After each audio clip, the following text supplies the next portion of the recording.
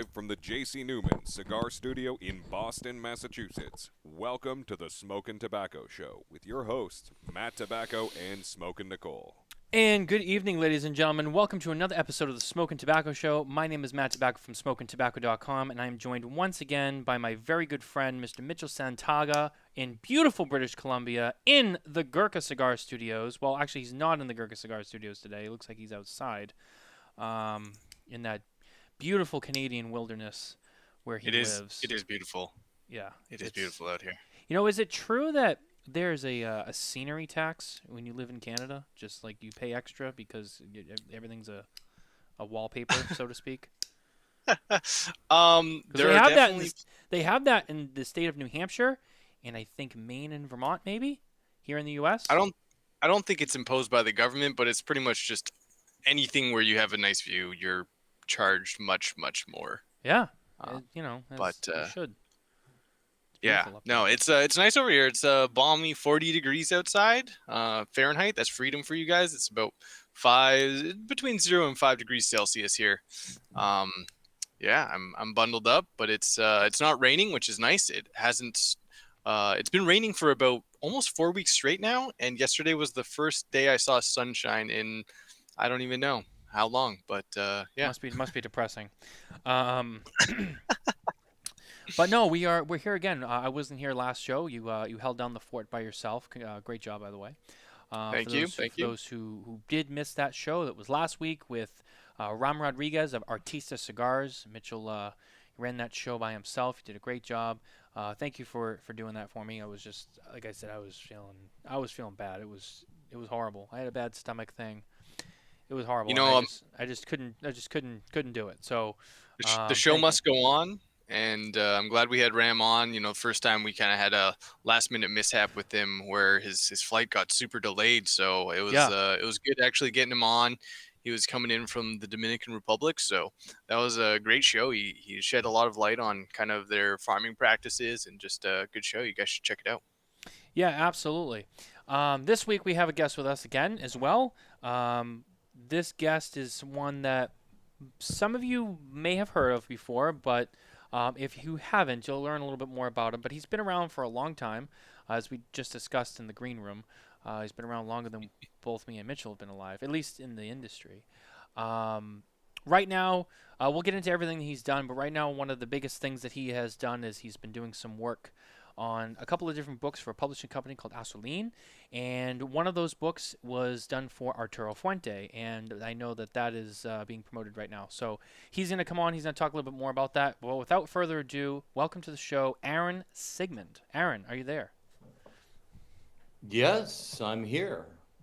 It's the miracle of technology, I have to tell you. And I got the weather report in BC, and I learned about your stomach bug, and what could be more compelling to your listeners and viewers than diarrhea? So we're off to a great start. I feel like we saw sun, and we saw sun coming out of your ass. So it's all coming together, apparently. It is. You know, but hey, it's an educational show. I'm so excited to be here. We're going to learn so much together.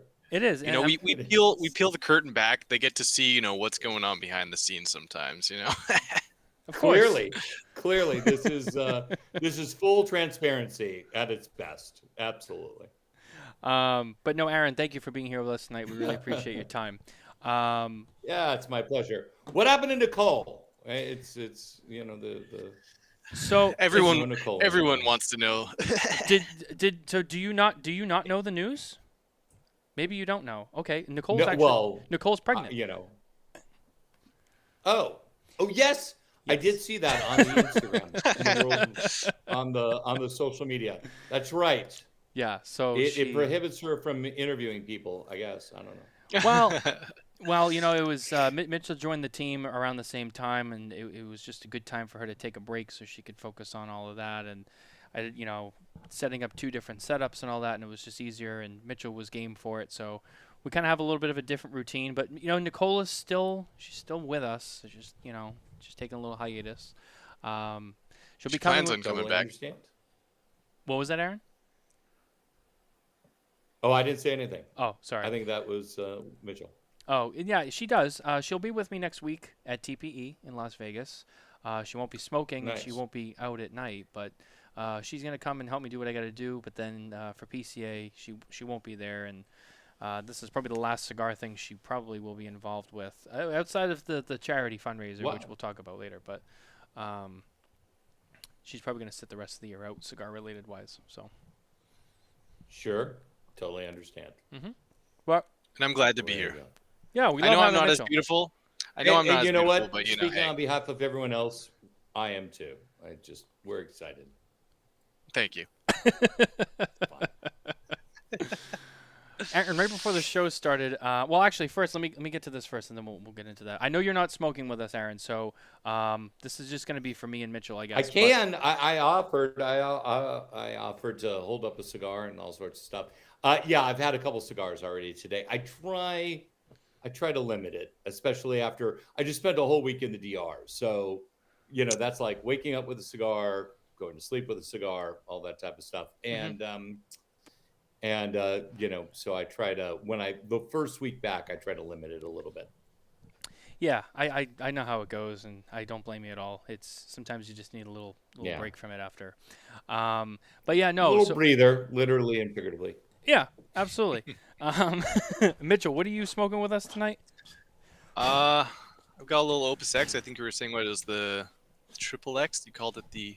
It's the that's the belly. Triple X Bellicoso, also known as the Power Ranger. It's a fun little cigar, especially in the Opus blend. I am smoking a Fuente Rosado event cigar. We went with I feel very guilty about not smoking. What literally did you can smoke go today fast. already? How about you just go through those? What did you smoke? Yeah, what did you smoke? I smoked Fuente Opus X. I think it was a Toro. I don't know. Nice. I smoked something. Okay. And then I smoked a Monte Cristo Especial No. 2. Ah, okay. Those are good. Cuban? Yes. Yeah.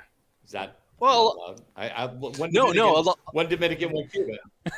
Yeah, a lot of people like obviously it's a little harder to get Cubans.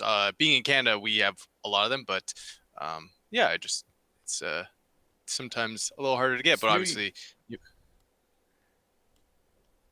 I mean, it's New York. You can literally get whatever you want. It's fine. And then I had a little Davidoff Exquisito. I guess it's technically not a cigarillo, but it's kind of like a cigarillo. Kind of kicked off my day with that. So kind of made the rounds, I guess, today. I like to think. Nice. Yeah, that's a nice lineup. It's the pauses. It's the pauses that excite the audience. I think it's the awkward silence. Well, as we were talking about before the show, there's a little bit of a delay between all of us. So I've been trying to pause so I can let it catch up before I keep going. So I am sorry. I apologize about that. But yeah, it creates dramatic effect. It does. It does. It does.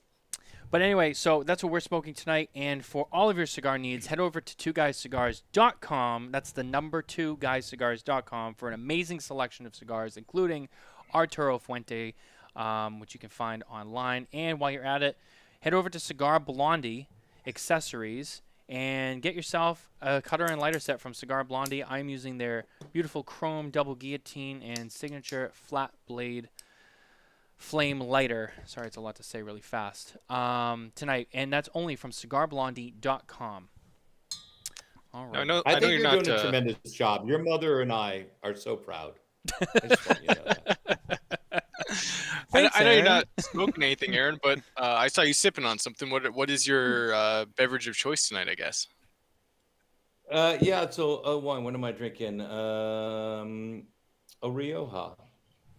So it's nice. Nice little Rioja. Yeah, no, I had, it is unseasonably warm here in New York City, New York. And I actually started out my day, well, not my day, sound like an alcoholic. I mean, beyond the obvious. With lunch, I had some rosé, which is kind of a spring, summertime thing. But it was, since we were talking about the weather report earlier in BC, it was 65 degrees Fahrenheit here today on February 15th in New York City, New York, which is a very balmy February. There is no global warming, but if there was, I would imagine it'd be about 65 degrees in New York City, New York. So there you go. And I'm in Boston, just not too far away from you. And yeah, it's warm today. I don't know if it was 65, but it was 59. 65. It's insane. It's almost 70 degrees. Yeah, it's beautiful, and I think it's gonna get warmer the next couple of days. We can ask Surrey what that is in Celsius, because Americans don't know such things. I think it's for the rest of you. I think it's about 16 or 17 Celsius. Yeah, something like that. Because I know once you get in the 20s, it's getting hot. Nicole understands Celsius, but that's only because she's spent half of her life living in England. So I actually asked her something about that the other day. I was like, what is this in Celsius? And she knew. We just got to ask Surrey. Hold on. 65 Fahrenheit. Or like 16.3. I'm going to Google while we're here. So, yeah, hold on. It is. So if you guys didn't know, Aaron is also an amateur weatherman, which he's been dabbling in his spare time. That's a meteorologist to you and me. Hold on. 65 Fahrenheit in Celsius. Hold on here. We got to. It is actually 18.33. There you go, 18. Wow, look at that. Yeah, that's warm. Yeah, 18 and a third. Yeah. Normally, Aaron and I, where we live in Mitchell, up in Canada, I always just assumed that everything was snow all the time. But normally, where we live, there's a snowstorm on the way for the weekend. We're still shoveling the shit from last week and trudging through it. And there's a nasty dry wind chill, and it just sucks outside. And I was walking around outside today, and I was like, it feels like beginning of April. I could get used to this. Oh yeah, no, this is spring weather. Let's just hope it stays. Since you're in Massachusetts, what was the general consensus of the Ben Affleck J-Lo Duncan's commercial? Was it well received there? I found it somewhat funny. Mrs. Sigmond did not like it, funny enough. Well, Aaron, that's a very good question. Being from Boston, I feel like the stereotype that you would assume is if you live here, then Ben Affleck is like one of the 12 celebrity gods that we all believe in. I don't really care for Ben Affleck, so that part's out. And I don't like Dunkin' Donuts at all, so that's out. So for me, I could give two shits about it. I was like, okay, there's Ben Affleck doing another overstimulated Boston thing, even though he grew up here. But I'm sure the other Boston people, it's probably a 50-50 mix of like people who loved it because they're all Boston and Ben Affleck, and then there's the people who were like, fuck him, he doesn't really represent us, even though everyone thinks he does. His fake Boston accent in the town is not a reflection on how we really speak, which again is strange because he lived here. At this juncture, I would think he lived in Beverly Hills or Hollywood or wherever he is. Yeah, longer than he lived in Boston. So really, some he's of the not other a good representative. Some of the other greats, they, like Damon, he's acceptable. Right. But Affleck, no, I just know he's kind of a douche to me. I don't like him. You didn't like Batfleck? Well, I don't. That's just me, though. I'm not a big fan. Yeah, Ben Affleck is Batman. It's not a duel at dawn for this guy. I'm just curious. I think J-Lo is the best part of that commercial. Do you? I think her hair was kind of off. I thought the guy who didn't recognize him was actually the best part of that commercial. He's like, do I look familiar? The guy's like, straight up, no. It's like, no fucking idea who you are. Yeah, you suck, or you're anonymous, or both. Nobody's watching for you. They're watching for me. Exactly. Okay. That's right. Exactly. All right. Good point, though. You undoubtedly have questions, and I do. I perhaps have answers. Well, we talked about this before the show began. You have been in the cigar industry for, did you say 31 years? It was 31 years in December. Yeah, so a while. Yeah, that's just a little bit longer than Mitchell and I have both been alive. That's right. I'm 29. Yep. Mitchell's 30. And we were having a good time without you. I'm just throwing it out there. I mean, good times were had. Somebody has to come and bring it down a little bit. So that's we gotta keep you guys in check. You know, that's what we gotta do here. You know, as the older generation begins to enter that elderly stage, somebody has to come in. God, that hurt. Jose Blanco, would be good if he was here, for that, because he really is old. But he's like 20 years older than me. I just want you to know that. Maybe even how old am I? Yeah, so maybe even 120 years older. So yeah, exactly. So Joe White from the Bronx, Uncle Jose. He's at least 20, maybe even 25 years older than me. So there's a little, kind of generational gap there as well. So he's like the grandfather of the industry, but he's a good one. He's a good one. He's a good one. Like Pete Johnson and I are 4 years apart. He's just aging a lot better than I am. Who's older? Maybe 4 or 5. Who's older? You or Pete? He looks great. Oh, me. By country. So you're what, 54, 55? Because I know Pete just celebrate his 50th? 50. Yeah, so I'm 55. Yeah. Okay. There we go. That was easy to figure out. So there you go. Yeah. Oh, looking great for 55. Well, you do look great for 55. I mean, thank you. Well, thanks. I appreciate it. You sound even better, though. You sound even better. Well, thank you. I appreciate that. So I know that. Yeah, so a long time. I know that you worked for Nat Sherman for a while. Was that where you started, or where exactly did you start in this industry? No, not at all. So I worked my way through grad school, being the general manager of the Davidoff at Geneva store on Rodeo Drive, technically via Rodeo, which is a little side street. And that was, I started there in December 91. So that's how I got my start in the industry. Wow. And that store was very interesting for a couple different reasons. One was it was 2 stories, and there was a private club upstairs. Because of its location and because it was so private, we attracted a lot of celebrities, which is always interesting. That's one. 2 is, unlike the New York stores, which have always carried other product, it only carried Davidoff product. So we had Davidoff, we had Zeno, when it was the Zeno Mouton Cadet and the Connoisseur and all those lines. We had Avo, we had Griffin, we had private stock, which was its own thing. And that was really about it, because in that high concentration, great, Carlito's watching. Yeah, Carlito's there. Jose Blanco is in his That is not nice. Exactly.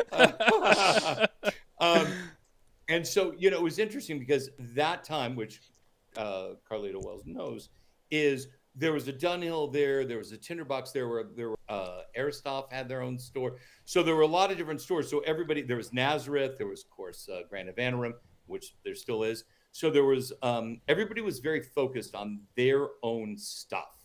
And so this was really through and through a Davidoff store. But because we had the private room, we kind of had a solid celebrity factor, which was fun and interesting.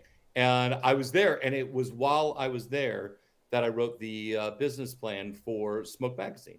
So there you go. So in my off time, my downtime in between clients and customers and whatnot, Mike said good evening. Good evening, Mike. Good evening, wherever Mike. you are. I hope you're. Yeah, why not? So that's where I actually wrote the business plan for Smoke. So there you go. That's awesome. So you were also one of the early guys in cigar media, technically, too. I mean, you kind of were in that realm. So Smoke Magazine was the second glossy. Oh, absolutely. Smoke Magazine at the time, not at the time, at any time, was the only magazine that was truly competitive with Cigar Aficionado. I mean, Cigar Aficionado was 350 pages, and we're like 324 or something like that. But yeah, it was the second international, technically, glossy cigar publication. So there you go. Very early, as a matter of fact. And it was different. It was very different than CA. CA was, when I started Smoke, with some business partners. I always said, Cigar Aficionado was my dad's publication, and my magazine Smoke was for my generation, and I kind of stick by that. And even if I didn't, I have to, because I said it all that time ago. So Right. there you go.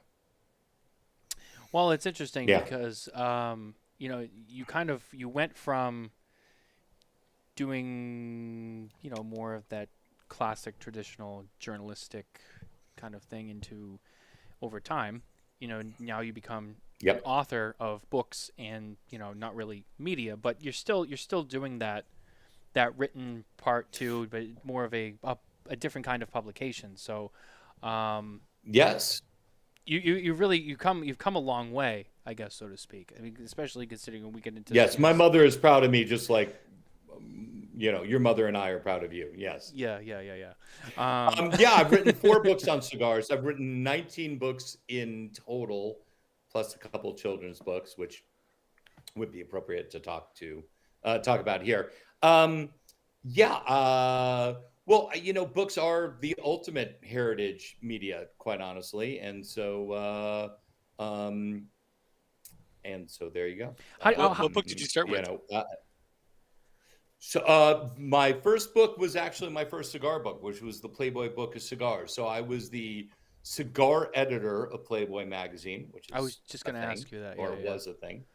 Yeah. So Rick Hacker had that gig before me, who obviously has written a number of books, or one particular book that he keeps on rewriting on cigars. And he had that gig before me, and then I had it, and I was the final one. I was also when you wrote into the Playboy Advisor, I was the Playboy Cigar Advisor. So if you had a cigar question, I would answer that. And nice. That book did very, very well. We did a couple different editions, and of course, it's the only cigar book with boobs. So I'm very, very proud of that.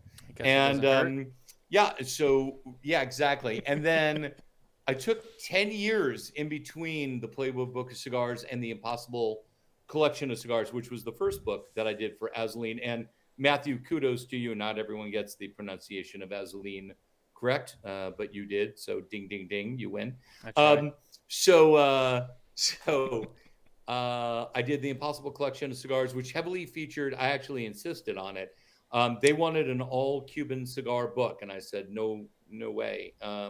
And so I actually called a couple of friends who are retailers in both England and Germany and France. And I said, you sell both Cuban and non-Cuban cigars. What is roughly the percentage at that juncture? And it was a pretty consistent answer. It was 70% Havanas and 30% non-Cubans, Dominican and Nicaraguans primarily. And so that's exactly what the book is. The book features 100 cigars, and 70 of them are Cuban and 30 of them are non-Cuban. And the majority of the non-Cuban ones are Fuente. So there you go. And then after that, it was a confluence of really, it was serendipitous, to be honest with you. I wanted to do a sequel of sorts to the Impossible Collection of Cigars. At the exact same time, Ciro Casella, who is the president of Tabacalera A. Fuente in both the Dominican Republic and Nicaragua, or what will be the Nicaraguan factory, also wanted to do a book on Fuente. And I sent Carlito, who I'd known for many, many years, an email, and Ciro, or Ciro, depending on how you want to pronounce it, sent me an email back, and the rest is history. So it's 2 books. I have the small book in a shameless plug right here. The big one is enormous. I actually can't even, it's like this big. It's very big. But the small one is well, it's not that small, but it's relatively. I've seen that one. Carlito showed me that one when we were down at the factory, but I haven't seen the big one. Yeah. Well, yeah, no, it's thick. It's it's 304 pages long. It's chocked full of information. And the funny thing about Carlito, whether he's still watching or not, is the first thing he always says is no to any project. It's just it's his knee jerk. I'm like, I really wanted to do this book, and it's almost like the reverse Jedi mind trick. It's like, this isn't the book you're looking to do. And it's like, no, it really is. And it's like, no, I don't have time for this book. I'm like, you have time for this book. So the tables kind of turned, and took about 18 months. By the time it all comes out, it'll be a full 2-year cycle. And it was really remarkable. The photographer that worked with us, Ian Spanier, did, I want to say 6, could have been 7 original photo shoots for the books. And there are more images in the small book. So there you go. Steve Newman says, I didn't know there was a smaller book, but there is. And now Steve knows. And they're not identical. I really should stress that. They are complementary to each other, but the small book, which is much more condensed in a lot of different ways, also has, I want to say 4 times the amount of text, maybe even 5, than the large book. The large book is a combination of an objet d'art / book. This is a book. So there you go. Oh, that's good to know. Now, have I seen? So is good or not? We all now know. I know that there was the Arturo Fuente book, but then I remember seeing that there's another book that looks like it's just on Opus X. Is that true? Yeah, no. So one is Arturo Fuente since 1912. That's the large book. Mm-hmm. It is definitely, we had a focus on something in this particular case. It seems to me what the story everybody wants to know is the creation story of the Opus X, the Fuente Opus X. And so that is what we focused on, but it's not singularly the only thing that is in that book by any stretch of the imagination. The smaller book, the compendium, if you will, to sound somewhat erudite, the compendium is everything. It's story of the family, story of cigars, story of the Opus X, story of all the cigars that came before and after. It is about all the collaborations and the partnerships within the luxury world that Fuente does. It's just a much more comprehensive volume, quite honestly. So, but yes, the cover, the bas-relief sculptural cover of the large book is definitely focuses on Opus X more than anything else, but it's not exclusively the subject for sure. Okay. Those books. Mitchell, what are you drinking? I'm glad I'm not drinking alone. What are you drinking? You got a beer? It's non-alcoholic, actually. I don't know if you guys get this up here. Fentimans. It's a botanical kind of like more natural ginger beer. So usually I'm sipping bourbon. What? Bourbon is my go-to. It looks like someone's trying to show off how healthy he is. Trying to make everyone else feel better. Yeah. I'm not. You gotta put you up. I don't know what that is, but I'm usually drinking bourbon. If this is called water. It's there you go. Hold on. Carlito said, this is guaranteed to be an amazing show tonight. Aaron Sigmond is absolutely a world of information. I am unknown to most, always much to learn, obviously, entertaining and a grasp love with. Thank you, Carlito. He's always like, okay, so we're going to sidebar for 1 second. Go ahead. Carlito needs, and I've don't said forget this his emojis. Don't forget his emojis. He got a lot of love. I got some hearts. Thumb up, heart kiss. So Carlito has a tendency to communicate through WhatsApp, and he sends these voice messages. And sometimes I listen to my voice messages like 2-3 times, and I'll tell you what, I keep on saying this. He needs to be a motivational speaker. Like he could put Tony Robbins out of business. His messages are like absolutely the fucking best. Like I'll just listen to it. And even if I'm having like a down day, it's like all of a sudden I'm like reinvigorated, re-energized.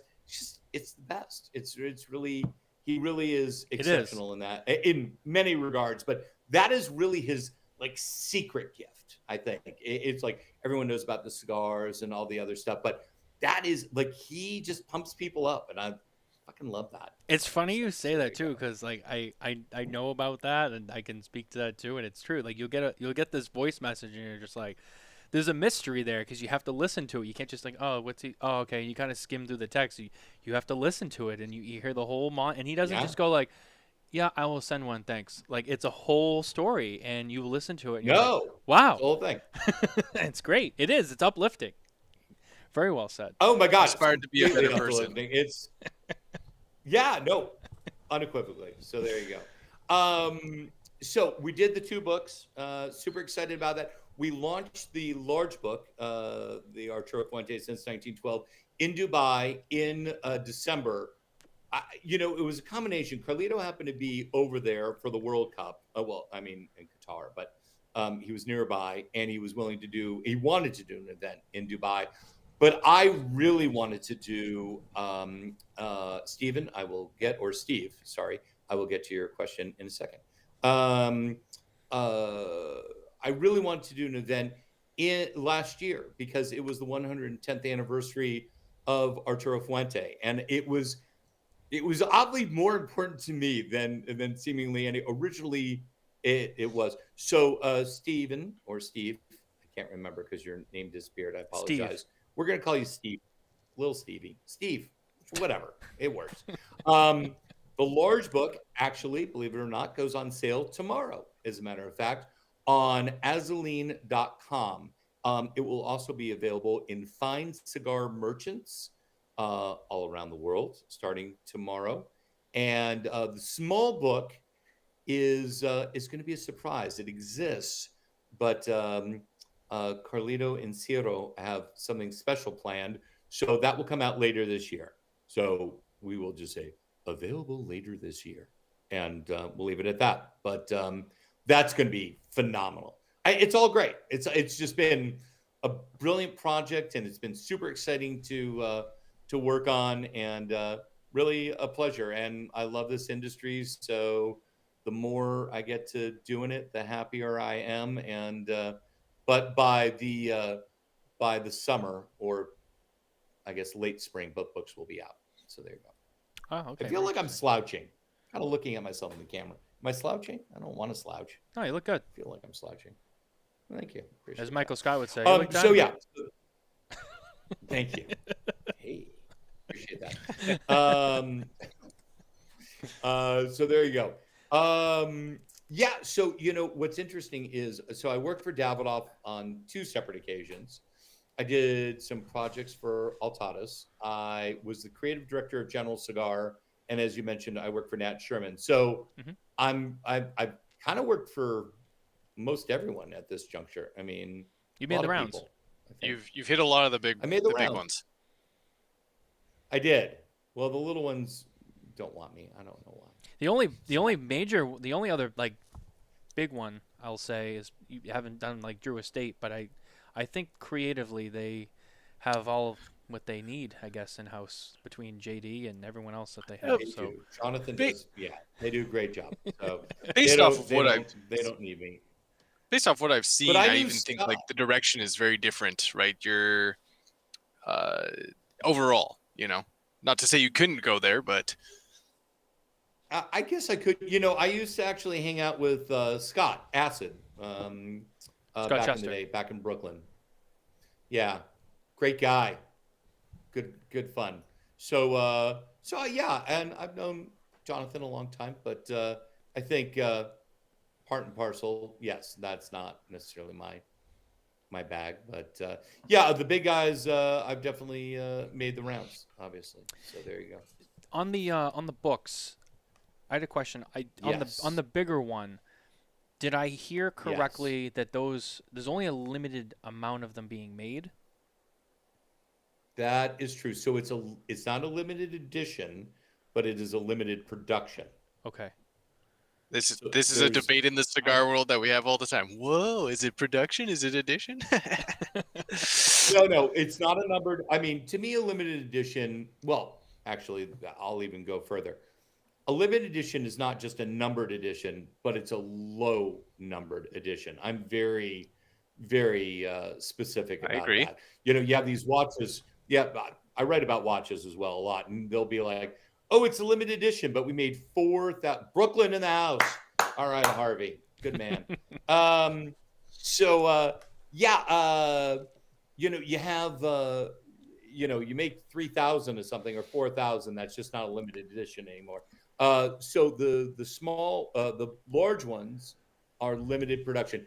It's insane the amount of time that each individual book takes. So it's hand stitched and hand bound. The cover, the box that comes in the clamshell box takes forever. The cigar bands are real cigar bands. They're hand tipped in. The photos are hand tipped in. It's just a lot of handwork, not unlike a cigar itself. So it just takes a tremendous amount of time. So they can only actually make so many of them. And so that's kind of where we're at. So is it going to be like limited production, like per year, like you'll make so many and then the next year you'll make another round, or is it a one-time build and then they're gone? That's up to Assouline and Fuente. I mean, we had the initial run, which was both a number that was set by Fuente and Assouline. And then, we'll see. We'll see how they sell. Definitely a collectible for sure. But that's interesting. Yeah, and I can tell you that the first, I know there'll be at least a second print run because we're pre-sales wise, we're almost already out of the first round. So there you go. So congratulations. That's amazing. That is amazing. That's awesome. Yeah, if Carlito is still watching, hopefully he knows I deserve royalties, even though it's not in my agreement. It's funny. It's doing a couple boxes in the mail. So, I will say they have been exceedingly generous. So I'm good. So it's they've been very kind. So the books have done very, very well. The very first event we're going to do, I guess I could announce it now because it was just decided yesterday. Sunday, March 5th from 2 to 5 p.m. in Bal Harbour, Miami, Florida. Carlito and I will be signing books there, mostly Carlito. Like when we did the event in Dubai, I think I signed 3 books, and then Carlito signed all the rest, like 60. Well, you know what? After this show, you're probably going to be signing. And I don't blame people. Like, 4. I want at my least book 4. signed by Carlito. You know? Exactly. Right. We're shooting for 4 in Miami. No, it's and I'll tell you a funny story. So Carlito has beautiful cursive writing. So he's writing this long inscription. He's signing his name. And he's like, hey, Sig, this guy wants you to sign the book too. And I'm like, no problem. So I draw an ampersand and I just write Sig. And he's like, that's all you're going to put? I'm like, you wrote a novel. I already have a novel invested in it. What more can we say to this person? It's like, I could do XO, I guess, if they feel very passionate. But, it was like, he seemed disappointed. I'm like, and his penmanship is fantastic. Oh, yeah. It's really, really impressive. So I'm just like, we're good here. Subsequently, the following day, I signed a couple of books and I wrote a little bit more in them. But it was a big event. So we launched in Dubai. We were on that story, and I kind of got lost in it. So we launched in Dubai, and Dubai, the distributor in Dubai, technically had an exclusive for 60 days, and so the book goes on sale. So we did that event December 15th, and those books actually completely sold out. And now it will be available worldwide starting tomorrow, just coincidentally. So there you go. Or not so coincidentally, because I'm doing press. His signature is beautiful. Yes, Garrett, his signature is like I'm telling you, he has incredible penmanship. Carlito's a rock star. I totally agree with that. One step away from signing boobs. He might have signed boobs. You'd have to ask, I'm sure he's signed some boobs. I'm sure he signed some boobs too. I would put it past him. He's not signed my boobs. I will just say not yet. That. Or boobs. Yeah, no, not yet. I haven't asked. He didn't volunteer, so there you go. So no, Dubai was amazing. So we're doing an event in Bal Harbour in Miami, and then at the end of March, we're doing an event at 2 places. We're doing a couple different events in London. As a matter of fact, we're launching. Jeremiah, Aaron is the best. Well, who's going to argue with that? Thank you, Jeremiah. It's late. Wherever Jeremiah is, I know many of the places he usually is. It's very late. So thank you for joining us, Jeremiah. I appreciate that. Jose's asleep, but Jeremiah's awake. I don't even have to read the comments because Aaron does it for me. Exactly. No, it's great. It's like I love the comments. Who signed boobs? Well, no, we don't know. It's a debate. Someone suggested Carlito, but we cannot confirm or deny. We don't know. We can neither confirm nor deny. It's a rumor. It's a possibility. It's a rumor at this point. Well, it got started only 5 minutes ago on this show. Allegedly. As long as we say allegedly, we're clear. We don't, that's broadcast rules. They're partying in Brussels. They're together. They're together in European time. So wow, it's late there. So the only one missing from this little song and dance with, someone go wake up Jose. Yeah, where's Jose Blanco? Sleeping. He's the elderly, the elderly need their rest. He needs his beauty rest. He needs his beauty rest. It's like, and he looks good for 85. He looks great for 102. I'm just saying.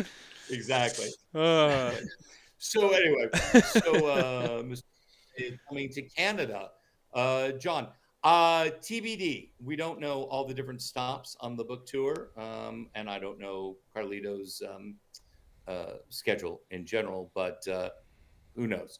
So London, we're doing an event at Maison Assouline, which is the kind of global flagship store for the publisher. It's beautiful. It has a bar in there and restaurant and all sorts of stuff. And then we were going to James J. Fox, JJ Fox, the historic cigar merchant, which is historic for a number of different reasons.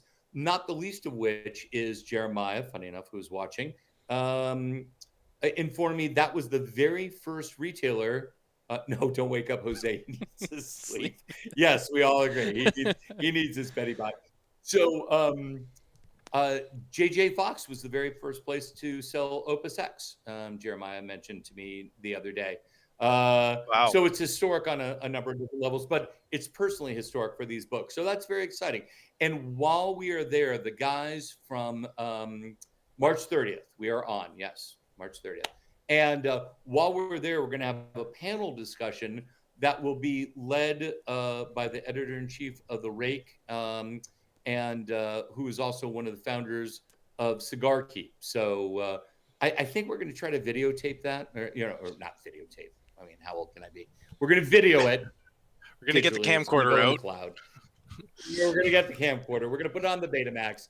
And no, we're gonna do that, and we'll share it with the kids at home. So Tom's going to do this. Tom Chamberlain is doing us a favor, and he's going to be the moderator, and it's really exciting because I love the magazine, The Rake. And if you don't get The Rake or read The Rake, you should. It's great, kind of gentleman's magazine, not gentleman porn style magazine, but it is a kind of men's lifestyle magazine. And then he and his buddies started a thing called the Cigar Keep. So we're excited to have them on board. So we're doing those two events, and then I know Carlito is planning on visiting a number of retailers in the greater London area that carry Fuente.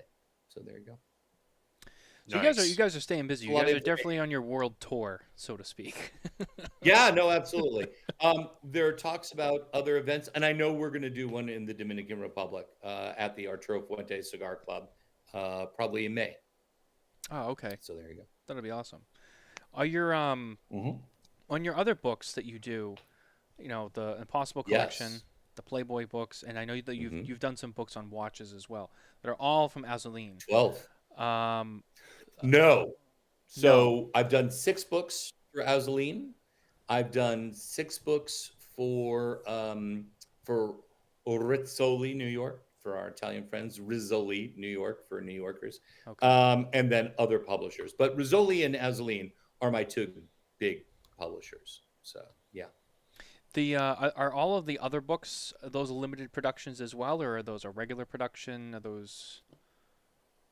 Well, it's interesting. The price point of my books has a propensity to kind of limit their market in general. You do a book on watches, it's $150 US, like 200 Canadian dollars or 300, whatever the loony's at. Before taxes. And then exactly before taxes. So the price point kind of limits where they all go. So So, but yeah, for the most part, they're kind of higher end, but not exclusively. I've done some perfectly approachable price books. And what is the price point on the So Fuente books? So the large book is $1,200 US. It's the same in euros. I think in British pounds it's 1,000. Don't quote me on that. I don't know what it is in Canada, but it'd probably be about $1,400. The small book doesn't have a price yet. Yeah, the small book doesn't have a price yet. So TBD, as they say. Yeah. Interesting. So there you go. Yeah. No, well, I mean, interesting, but not compelling. Well, you said it, right. not me. You don't get out much, do you, Matthew? I mean, it's just so interesting. No, I do. But he's been homesick for the last. I mean, I'll be honest with you. It's a tough audience. Most people find me funnier. I'm just going to have to work on my material for you guys. I don't know. Have you thought about it? Have you thought about a career as a stand-up? It's never too late to follow other passions. The book thing has worked for you. My right knee is giving out. Yeah, exactly. My right knee is going out a little bit. So I don't know if I could be like a sit-down comic. I suppose. It's no. I like being an author. I'm very happy. Yeah. So Nicole, he has a pregnant wife. So no, I know but I don't know what no is. It's I'm just going to say yes because when Mr. Sigmond was pregnant, I know that arguing with a pregnant wife is bad. So just yes. It's just scary. Say yes. It's very scary. Oh, it is. Hide all the knives. That's all.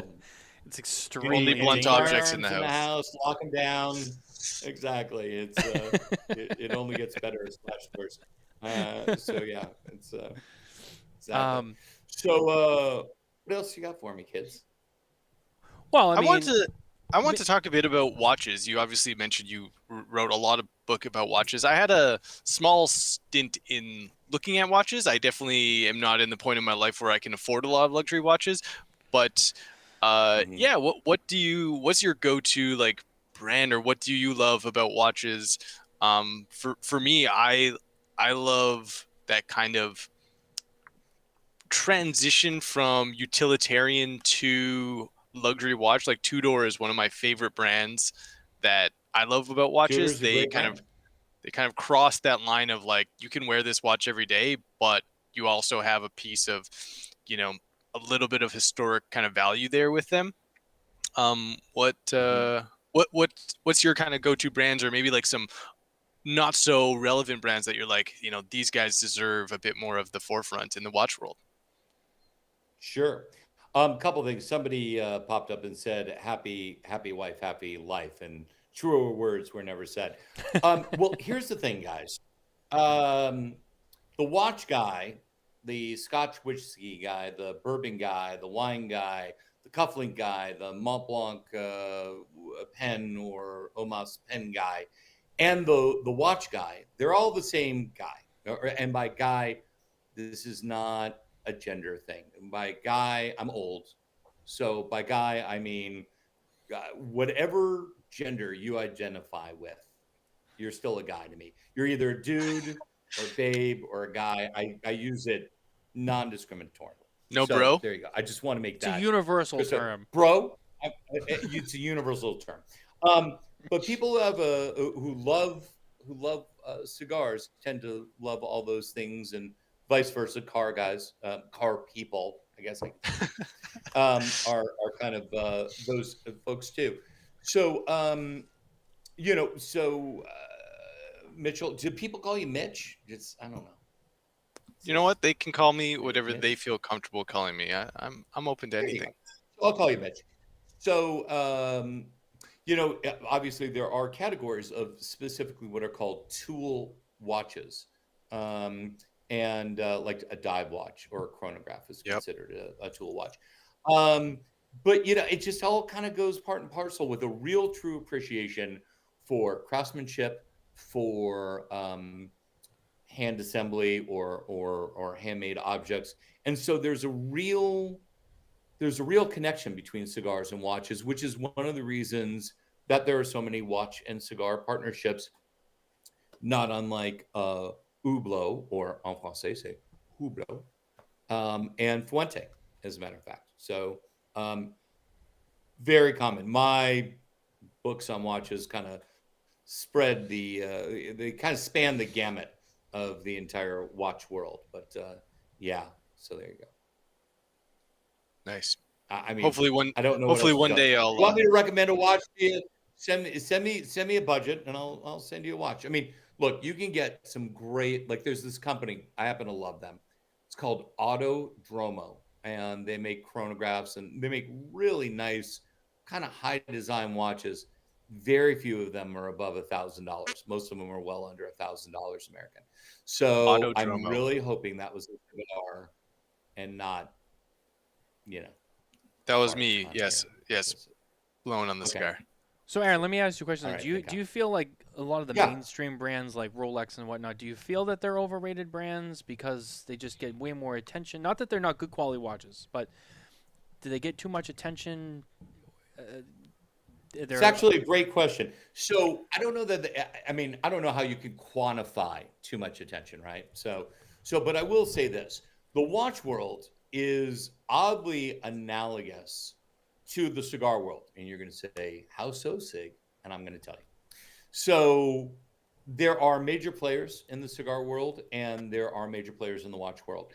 There are large independents in the watch world, and there are large independents, Fuente certainly being one of them, family-owned, that including Patek Philippe, who are in the watch world. And then there are all these little boutique brands, as there are in the cigar world. So oddly, the two kind of universes are, relatively speaking, very similar in a lot of different ways. So when I was learning about the watch world, and I already had knowledge about the cigar world, they just seemed very similar to me. They were great comparisons. And subsequently, when I'm talking to other people who have really solid knowledge of both industries, they agree that that is true. So to me, it's fascinating, quite honestly. There are great similarities. So I don't know. I mean, it would be like saying, do Padron, Fuente, Habanos, Scandinavian tobacco or General, whatever you want to call them, Maltadas, do they get too much coverage like Rolex and Omega and on and on and on? I mean, what's too much? I mean, they're the leaders in the industry, and that's, Fuente is, the largest of the family-owned companies, and right. they're, they get a lot of coverage. So, I mean, you have to create the news. So, you have to cover the people that are relevant, and these are the people who are relevant in both industries. So there you go. Yeah, for sure. Yeah, for sure. Right. It's Mitchell's. I gotta make you a T-shirt that just says "for sure." For sure. That's usually your. You're a great color guy. He's like the Baba Booey of this show. He's just like. Yeah, you guys are all in black, and I'm over here. I got some red, some blue. There's some green in the background. Putting some color into this place. If he doesn't change his ways, he's gonna end up being the high pitch Eric, or one of the whack pack of the show. We'll see. He's got to understand, maternity leave only lasts so long. Like it's a tenuous situation at best. So yeah. I don't know. But what's really interesting, I've actually written a couple of articles about it, are the amount of partnerships between watch companies and cigar companies. And there are a lot, quite honestly. You're going to ask me about all of them, and I'm just going to tell you, Google one of my articles and read it. So, yeah, no, we won't get into all that. I'll be honest with you. But there's a lot. The only ones that I only have really ever heard of was the Fuente Hublot one. I don't think there might have been one other one that I've heard of. I'm trying to think, but definitely not. I didn't realize. Curiously, there are tons. Well, it all starts with Alfred Dunhill. So I will talk a little about it, I suppose. Sure. Alfred Dunhill, the world famous, when it was truly a tobacconist in London, they were the first to sell initially pocket watches, and then subsequently, I want to say 1932, could be 33, but it's right around there. they sold wristwatches side by side with their cigars and their pipe blends, and it really started from there. And then the next most famous company was called Cuervos y Sobrinos. They're still around, but at their heyday, at their height, they were the equivalent of Tiffany in New York, Tiffany and Company in New York, Bulgari in Rome, Cartier in Paris. In Havana, they were based in Havana, and they were like the jeweler in there, and they had their own watches. I mean, they had watches made for them in Switzerland, and so they had these Swiss timepieces. And because they were in Havana before the revolution, a lot of the cigar companies, like you hit a milestone in your career, or you were retiring, or whatever it was, you got a gold Cuervos y Sobrinos watch, often with one of the brand logos on it. So those were the two kind of forerunners of watches and cigars, and it really took off from there. And it's been going ever since. So yeah, there are many, and they're interesting articles, not because I wrote them, but it's just an interesting topic. And since we're on that topic, I thought I would bring it up. No, thanks for letting us know. I'm definitely going to check that out. Like you said, I didn't realize there was that many partnerships, but it's very interesting. I'm a watch Should I guy. be drinking more? Go ahead. It's always good to drink more. It's always good. Yeah, yeah. I mean, knock yourself out. I mean, says the guy who's drinking ginger beer. I mean, come on. Just for some context, Carney's usually on the show a fair amount of time, and when Carney's on the show, he drinks a whole bottle of wine. So, I mean, the sky's really the limit. I won't be doing that. Yeah, it likely is, but I only have the. I think this was like a half bottle when I started, so we're doing okay. So there you go. So yeah, no, watches and cigars, big topic. All you have to do is Google my name and what's your opinion about Tag Heuer? Says John. I'm a huge Tag Heuer fan. They continue to innovate. Their coaxial movement was really one of the paradigm shifts, one of the seminal movements in the watch world. Exceptional timepieces, and really, relatively speaking, far more approachable than a Rolex, and certainly easier to source and purchase. And if you're a racing nut, or even not a huge racing nut, but you're a racing fan, even a mild racing interest, Heuer, which is what it was originally called, went just hand in hand with racing, essentially from we'll call it 65, but there are a couple of, okay, you got to stop making that. I know, Mitchell. What the fuck was that? Because you and that cigar, like, it seems very intimate, and really it's more it's than the I can tapered handle. end. What are you doing? It's like tapered. I don't know. Like, Yeah, like it's just the glow. tapered end. It's not creating the Jesus. best seal. It's supposed to be a professional I mean, production. I haven't Mitchell. heard any sounds from a glory hole since the 80s, but I'm just saying that there's a lot going on there. So, Canadian outdoors, anything could but happen. yes, exactly. Tag Heuer, excellent watch. And what I love is they're not a company that tends to. They don't really rest on their laurels. They just came out with a new movement that kind of set the whole watch world ablaze. And I want to say that was only last week, 2 weeks ago, something like that. So very exciting stuff. I remember. Sure. But we're really not talking cigars. We can't talk cigars. We can talk whatever you guys want. It's your dime.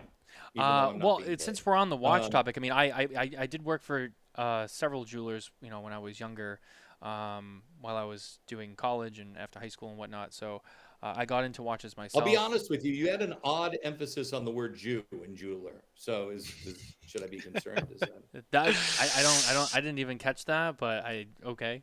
It's like the jewelers. That's all right. I'm hypersensitive. It's just me. It's okay. I'm fucking with you. Go ahead. I'm sorry. So I got into watches at that time. I have one major Swiss watch that I pretty much wear all the time now. I wear a Breitling Avenger 2, a Super Avenger 2, which is my favorite. Breitling was just one of those brands that when I was younger, I just got attracted to it, and I loved it. And I remember at the time, I was working with a lot of people who had much more experience in the business, and had been selling watches for a long time. And I remember one of the discussions that came up, this was like 10 years ago, was a lot of those Swiss makers were using outhouse movements and putting them in their watches, but they were starting to kind of all build their own movements and move away from that. Is that true still? Are they trying to only make in-house movements just across all of their SKUs and trying to get away from that so it's 100% in-house? So not every brand is going that direction. However, the simple answer is yes. For the last, I don't know, 5, maybe even 7, 8 years, it's been a while that the movement is really the shift has been to do in-house movements. Absolutely. So, and we were talking initially about Tudor, and their movements are, for the most part, watch that, the only Italian with a Jewish name after my grandfather. All right, so Harvey, I don't know what that means, but I'm mostly Jewish, so I got you covered. Harv is what we're saying here. So you're allowed to make the jokes then, okay? Right. It's like anyone else. It's exactly. If you're in a group, you can make fun of that group, and if you're not in that group, then you're just a racist, I guess. I don't think it should be that way. When I was growing up in New York, everybody made fun of everybody, but now everybody's hypersensitive. So you got to stay in your lane. Is really what it comes down to. I stay in my lane. So there you go. We're losing people precipitously. Should we talk more about cigars? I feel like we should. We will. The watch thing's only working so well. All right. We will. How long is this show? We got on this tangent though. We got on this tangent of the watches though, and there was some good stuff there, and it's something that I care about a lot myself. So I'm like, I gotta take advantage of the conversation. All facetiousness aside, I really do mean this. I've written a number of articles for several different publications about watches and cigars. If you really have a genuine interest in this topic, you should Google it. Watchinista is one of them. Cigar Keep, which I mentioned earlier, is another. I can't remember, but I've written similar articles for a number of different publications. But it's a huge universe. It's out there. So there you go. Well, I'm gonna give you a quick break while I do the news segment really quick, and then we'll come back. So I'm gonna switch over to that. Do we know if Mitch is he breathing? Oh, there he is. All right. I'm alive. So I was worried. Oh, I think you're muted there, Matt. Sorry. That was from last week.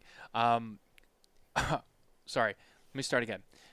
Our news segment is once again brought to you by Micallef Cigars. If you head over to micallefcigars.com today to sign up to become an official ambassador, and while you're at it, head over to their Facebook group and join their Micallef Ambassadors Facebook group. It's a hell of a time smoking Micallef cigars. Yesterday, Mitchell, I know that you obviously were brought to this news. A new event was announced, which was very interesting. Two Guys Smoke Shop, David Garofalo and Dan Davison of United Cigar, held a press conference, and they announced that the Two Guys store always has their anniversary party. For those who don't know, I mean, I've been to this party, but big party, 500 people come.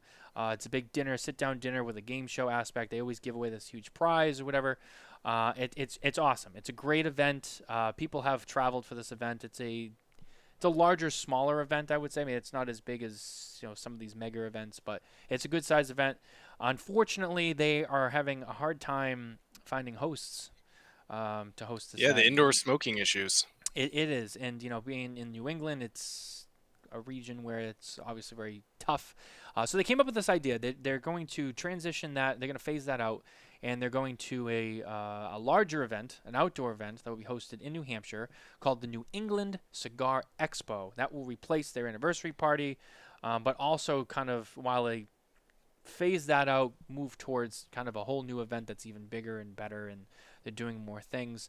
That is going to be a 2-day event in September 29th and September 30th, Friday and Saturday. There's going to be multiple ticket packages available. All the information, just so you guys know, you can find it at smokintabacco.com in our cigar industry news segment section. As always, you can read the whole story with all the information, but kind of the highlight points are it's a 2-day event. They're going to be giving away 38 cigars at the door. So one of the big differences for this event, like some of the other events like the Great Smoke, where you've got to go and you go visit each booth with the manufacturers and you get a cigar and you kind of talk whatever. They've kind of eliminated that trick-or-treating aspect of getting cigars, so to speak. So they put them all together and they give them to you. So when you walk in, you already have all your cigars, and then you're free to just kind of do whatever you want to do. You want to go to the booths and see the manufacturers. You want to sit down, you want to eat and do this, and you don't have to kind of be in the line waiting to go through all of that before you can kind of do everything else. So that's kind of what they're doing. That's a little bit different.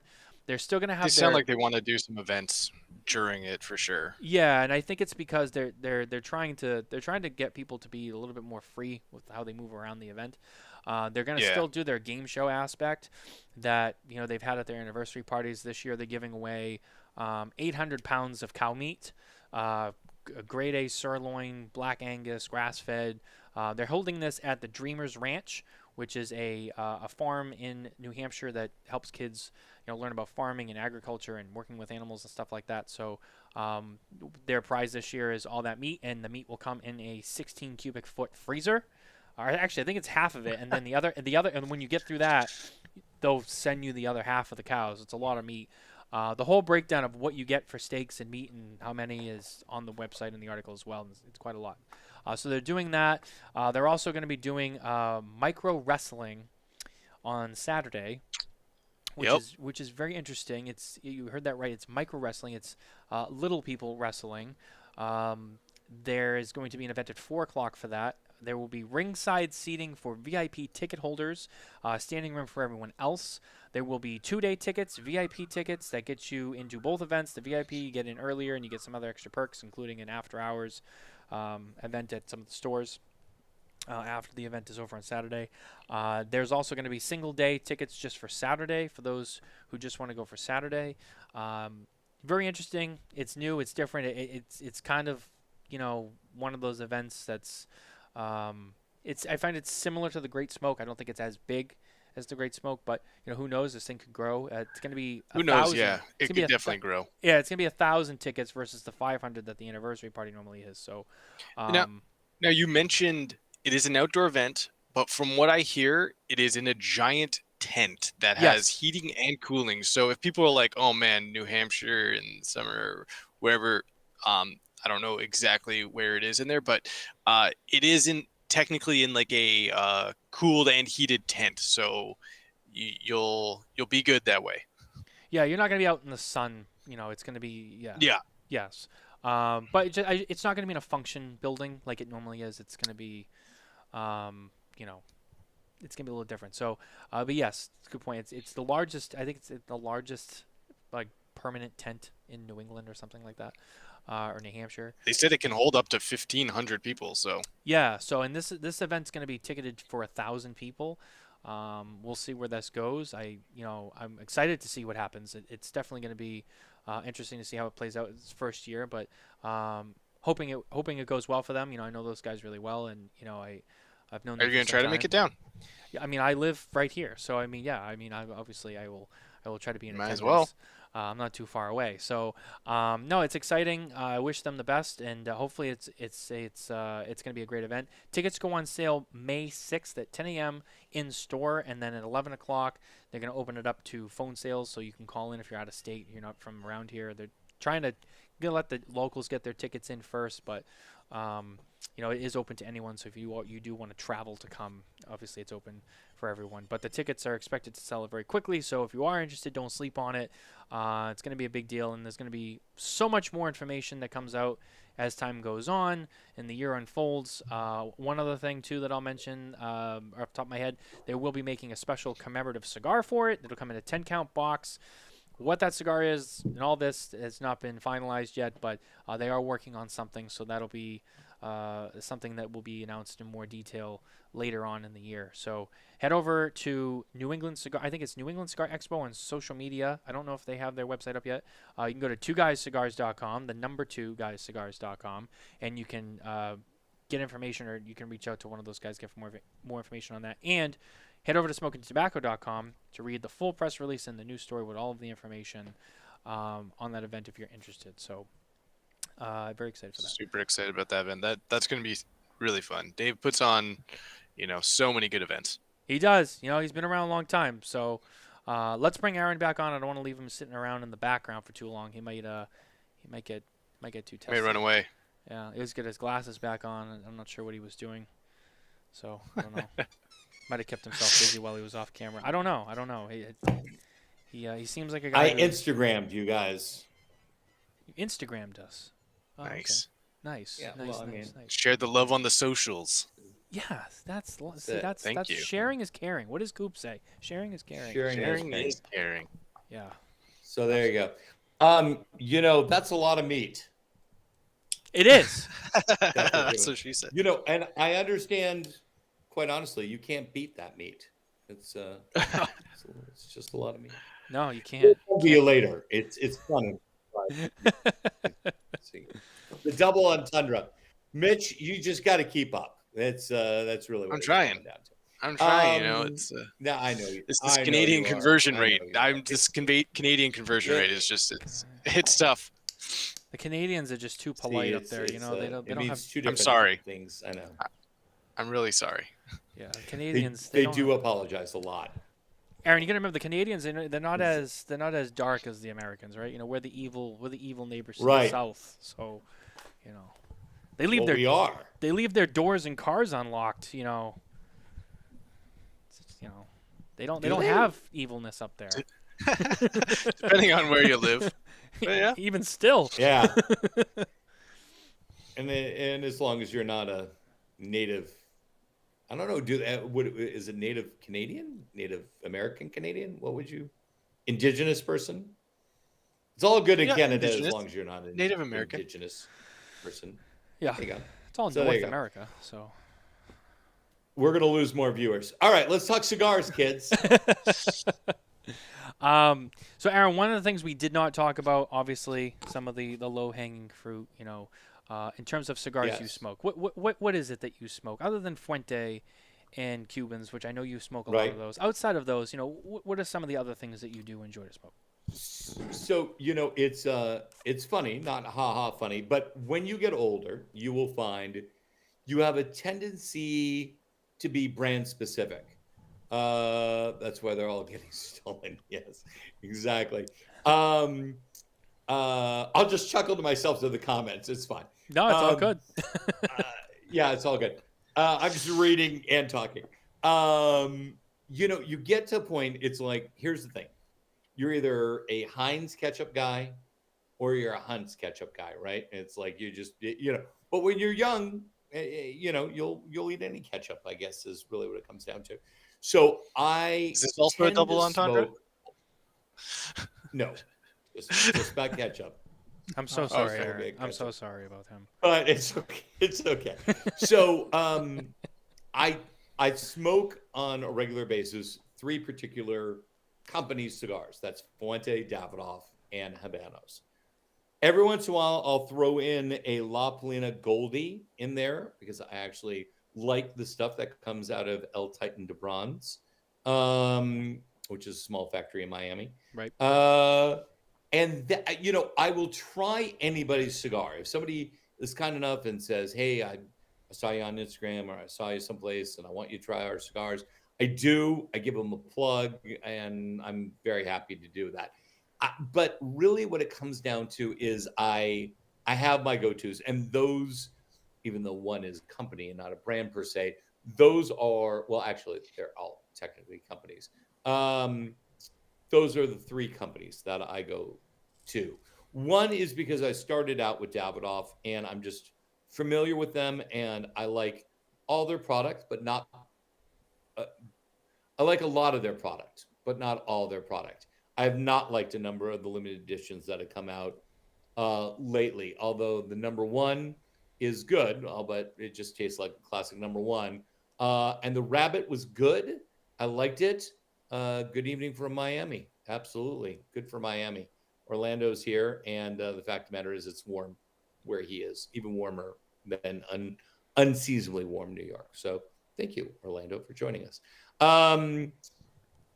I like the Rabbit. It was way better than what came out the year before. It was not Tiger. great. The Tiger. It looks cool. I've heard a lot of 50-50. It looks super cool. There's like 50% of the people loved it, and 50% of the people absolutely hated it and said it was the worst release. So it's interesting on the Tiger. I don't think it's any of those things, but it definitely wasn't the best. I think the sheep, it's only 71 degrees. Okay, Orlando, nobody likes a braggart. It's like, we got it. You're in Miami. It's beautiful. We're moving on. I think out of all of them, the sheep was my favorite, and I've tried all of them with the singular exception of the original dragon. So next year will be another dragon.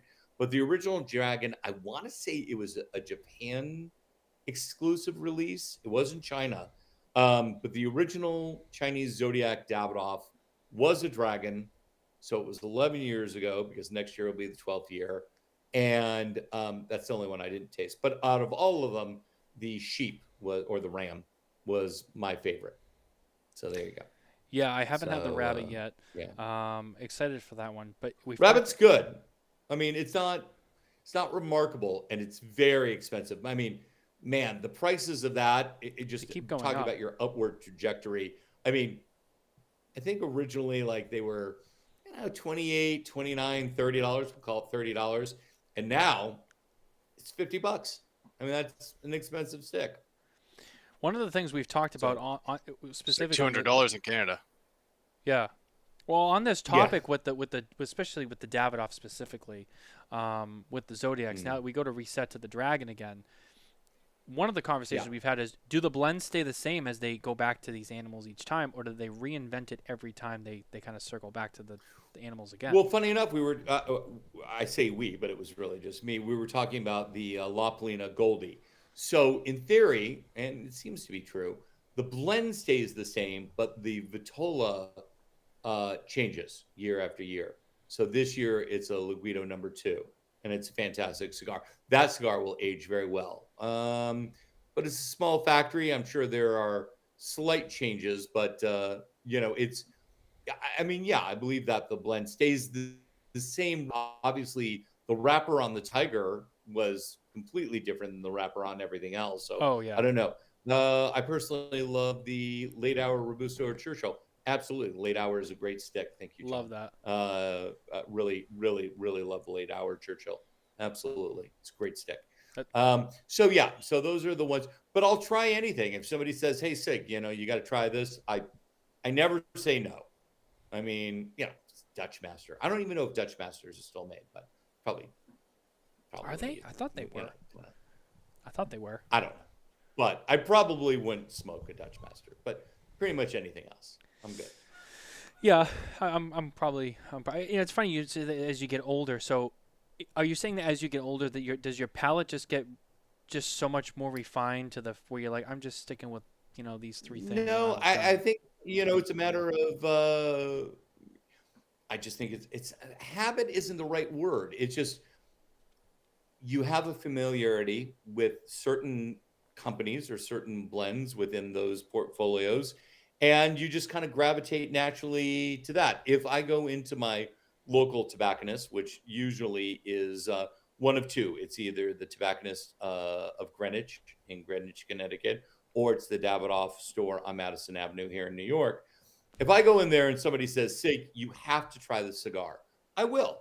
But if I'm not, I'm just going to go to what's familiar for me. And I think that's human nature, quite honestly. But as you kind of find your flavor profile, as you kind of say, I'm a medium-bodied, medium blend, I like a lot of complexity, but I don't want it over complex. Whatever your preferences are, it's completely subjective. But once I know there are certain cigars that fill that kind of category within the cigar criteria that I'm personally looking for, then, that's just what I gravitate to.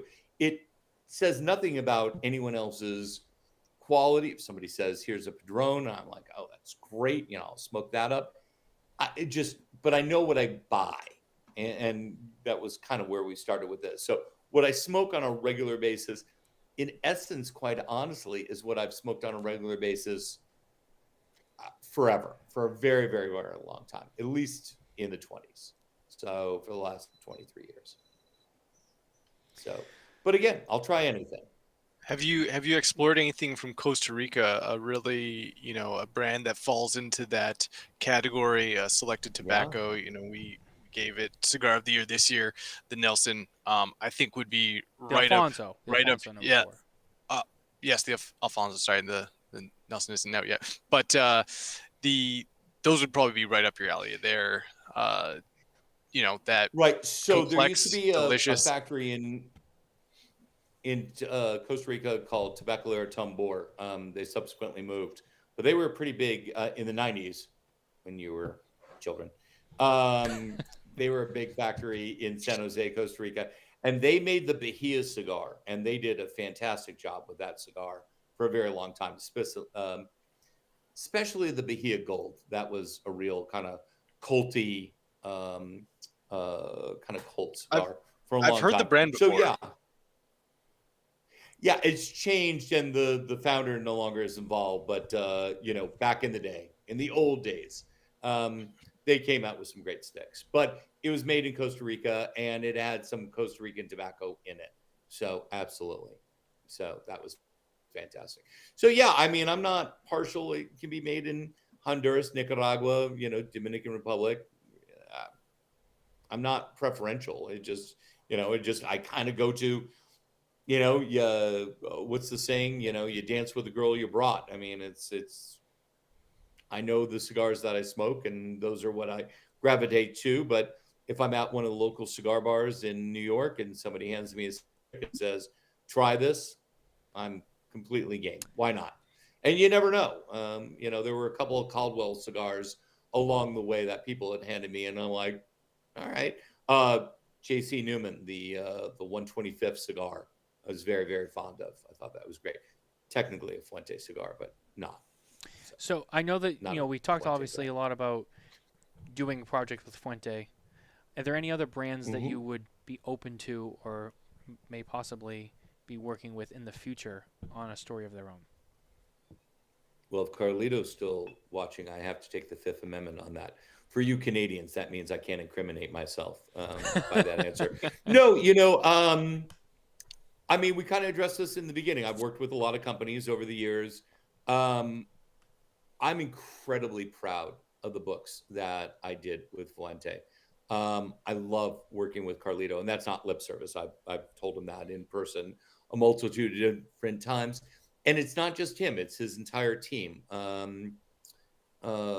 So I'm very, very happy. And for right now, I'm only working with Fuente. So Okay. I'm doing some branding and some marketing stuff in regards to the books. I don't know if that'll turn into something else, but right now within the cigar realm, I am only working with Fuente, and I am only focused on the books and their marketing and their PR and their presentation and all that type of stuff. So that would answer that. But over 31 years, I've definitely worked with a lot of different companies. And, but, talking about Jose Blanco, and I know he's long been asleep for the last 12, 14 hours. He told Carlito not that long ago, he said, I started with La Aurora and I went to Hoya de Nicaragua, and now I'm going to finish my career with Fuente, and I feel like I'm finishing with the best. And it's really hard, and it sounds like lip service, but it's not. The more time you spend in the Fuente factory, the more you really, as a consumer, taking off my, consultant hat or my author hat, whatnot, it is such a remarkable operation. And I don't disagree with Jose in the least. It's just, it's an incredible company, and I'm honored and really pleased to be even remotely affiliated and associated with it. It's an honor, quite honestly. And so, yeah, I'm not looking to make a change, I guess is what I'm saying. Very, very, very happy. And so there you go. So yeah, Fuente for now. Fuente hopefully forever, quite honestly. Now and maybe forever. But certainly now for now. Well, that sounds like a plan. Well, I'm definitely excited. Yeah, I'm definitely excited. so. I'm definitely excited to check those books out once they make their way around. Should I hold it up again? Yeah, show it up. Yeah. It's beautiful. If that's anything. So yeah, that's real. Hold on, it's real silk, and it's. I guess I can flip through it. It's. We've got photos. I don't know what I'm showing because I can't really see. The Curing Barnes at Arturo Fuente. Yeah. So, no, it's great. It's great, and it's amazing, and what can I say? I think one of the things we need to talk about is in the modern history of cigars. We should definitely touch on this. Yes, of course. There have never been two books like this. Period. So there have never been monobrand monographs, is what you would really technically say. That's why I was. That's why cigar books. Sorry, that's why I was curious, because these really are so unique and specific, and not so unique, completely unique. Right. But like in the very strictest definition of the word, cigar books have a propensity to fall into a couple of different categories. There are books all about Cuba, which are relatively not common, but it's a common theme. You have what I call cigar 101 books, and even my Playboy book of cigars is that. But Nick Falks's book and Rick Hacker's book, they all fall into that, like what you need to know about cigars to kind of start getting into cigars. Then you have a couple of self-published autobiographies. Stanford Newman did one. Zeno Davidoff did one. Joel Sherman from Nat Sherman did one. There has never, ever, ever, ever, ever been books like the ones we did for Fuente in the entire history of cigars. And that's not nothing. I mean, you're talking about centuries worth of tradition, and there have just never been books like this, ever. And that's remarkable. So it's truly another Fuente first. And that was very exciting to present, quite honestly. Yeah, I mean, you guys are stupefied. No, like I said, I got a glimpse of the smaller book when I was down with. I mean, Nicole and I went down to the factory in November, and we spent some time with Ciro and Carlito, and Carlito had the small book, and I did get to flip through it a little bit and see it, and it was very well done. I didn't get to see the big book, but he told me about that, how everything was like hand laid in there, and I can just only imagine that quality of presentation, which for those it's fantastic. And again, just to kind of add on, we talked a little bit about the price earlier. When you see the price, you have to also remember, these are not just printed run-of-the-mill novels you find on the shelf at Barnes & Noble. I mean, these are real handmade masterpieces. They are. Well, yeah, I mean, they are. I mean, that's the simple answer. They are. I mean, price is always subjective, but it is, they're incredible, especially the large one it's a work of art. I mean, I said it earlier, and I'm saying it again. It is much of a book as it is a work of art. I mean, it's remarkable. And Assouline does it just so perfectly well. They are the Rolls Royce, or the Bentley, if you prefer Bentley, silver rolls, of publishing. I mean, they just really are. So there you go. Or maybe they're the Fuente of publishing. The parallel, the book of. Wow. The book to match the cigar. Absolutely. Someone's trying to get some brownie points. No, tonight. absolutely. Well, I will say, and that's one thing that I think Carlito and Chiro are really excited about. The brands that Assouline really kind of tackles, with or without me, are simply the best of the best. I mean, they really, represent the best brands out there. And I think that there is something to be said for that. So thank you for waking up. I appreciate it. Obviously, the ginger beer kicked in, and it's an excellent comment. No, it's true. It's very, very true. We're making a lot of jokes at Mitch's expenses just because he's the rookie. Well, it's easy. But, it's easy. He's the rookie. He's Canadian, so he's too polite. Exactly. So he'll just take it. Right. It's easy. I just sit here and apologize. Exactly. Well, we're gonna wrap up the show soon. Before we do, Aaron, stay with us as we end the show. But before we do, I do want to just mention once again, as a reminder, our annual Cigar Family Charitable Foundation raffle fundraiser kicks off March 17th at 9 a.m. and will run for several weeks into the end of April. I spoke with Steve Saka today, and DTT will be putting something extra special into this raffle as well. So new prize alert. Saka is in as I said, something extra special. I don't want to say anything until we confirm with him, but some of the things he mentioned, I think a lot of people are going to want to see. And some of it might be some pre-DTT stuff if you follow my drift. So that's all I'm going to say. If you know Steve and you know him long enough, you can kind of connect those dots. So he's going to let me know, but it sounds like there's going to be some cool stuff, maybe some DTT and some pre-DTT stuff in there.